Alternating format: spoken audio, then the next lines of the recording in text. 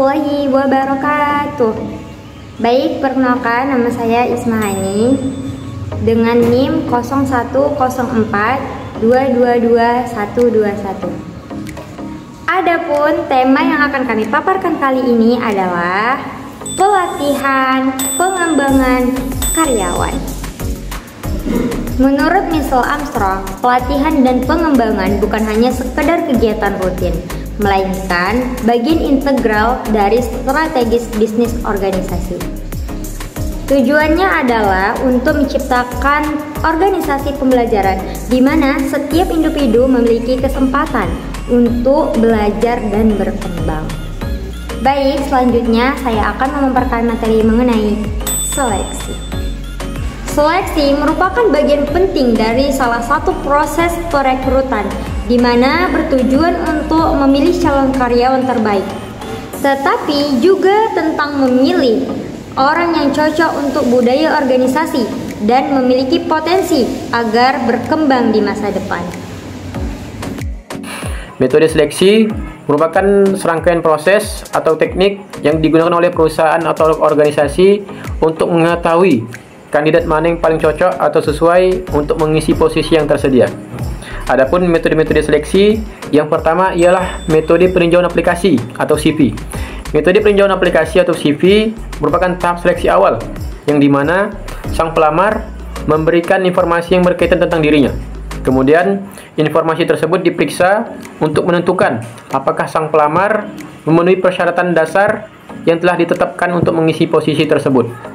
Tes ini meliputi penilaian pendidikan, pengalaman kerja, maupun keahlian. Yang kedua, yaitu metode seleksi wawancara atau interview. Metode seleksi wawancara atau interview merupakan metode yang paling umum digunakan oleh perusahaan atau organisasi dalam proses perekrutan. Tujuan metode ini adalah untuk mengetahui lebih dalam mengenai pengalaman kerja, kepribadian seseorang, serta untuk menilai kecocokan mereka dengan budaya organisasi. Yang ketiga, yaitu metode seleksi tes psikologi atau penilaian kemampuan. Tes ini digunakan untuk menilai aspek-aspek tertentu dari kepribadian maupun karakteristik seseorang yang mungkin sulit diketahui melalui proses wawancara saja. Adapun beberapa jenis tes psikologi, yang pertama yaitu tes kemampuan kognitif, yang kedua tes kepribadian, yang ketiga tes minat, yang keempat yaitu metode pemeriksaan latar belakang. Metode ini digunakan untuk memverifikasi informasi yang telah diberikan kandidat dalam lamaran ataupun wawancara, serta untuk memastikan tidak ada faktor beresiko yang tersembunyi. Ini meliputi pemeriksaan riwayat pekerjaan, pemeriksaan referensi, maupun pemeriksaan catatan kriminal, tergantung pada posisi yang dilamar. Adapun yang kelima, yaitu metode pusat penilaian. Metode ini merupakan salah satu metode yang komprehensif dan sering digunakan dalam pemilihan kandidat, terutama pada posisi manajer ataupun pimpinan. Metode ini menggunakan berbagai jenis teknik dan simulasi untuk mengevaluasi kompetensi, kemampuan, maupun perilaku kandidat secara lebih menyeluruh dibandingkan dengan metode seleksi yang tradisional. Saya Salma. Pada video ini saya akan menjelaskan tentang bagaimana caranya menjalankan wawancara agar bisa berjalan dengan efektif.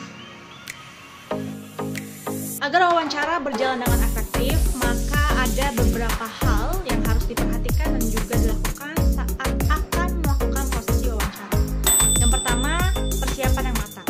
Bagi kamu calon karyawan yang akan menjalani proses wawancara, maka persiapkan diri dengan matang dengan memahami pekerjaan apa yang akan kamu isi dan juga tugas serta tanggung jawab apa yang sesuai dengan kompetensi yang dibutuhkan oleh perusahaan tempat kamu mendaftar. Yang kedua, pertanyaan yang tepat. Bagi kamu, orang yang akan mewawancara calon karyawan, maka berikanlah pertanyaan yang relevan yang sesuai dengan pekerjaan yang diisi oleh karyawan, yang mana pertanyaan itu dirancang khusus untuk mengungkap kemampuan dan pengalaman dari karyawan, dan jangan menanyakan pertanyaan yang bersifat pribadi atau diskriminatif. Yang ketiga, suasana yang nyaman. Dengan menciptakan suasana yang nyaman, maka akan membuat calon karyawan lebih rileks dan tenang dalam menjawab pertanyaan yang kamu ajukan. Yang keempat, dengarkan secara aktif. Dengarkan seluruh jawaban dari calon karyawan dengan seksama dan jangan ragu untuk menanyakan pertanyaan lanjutan.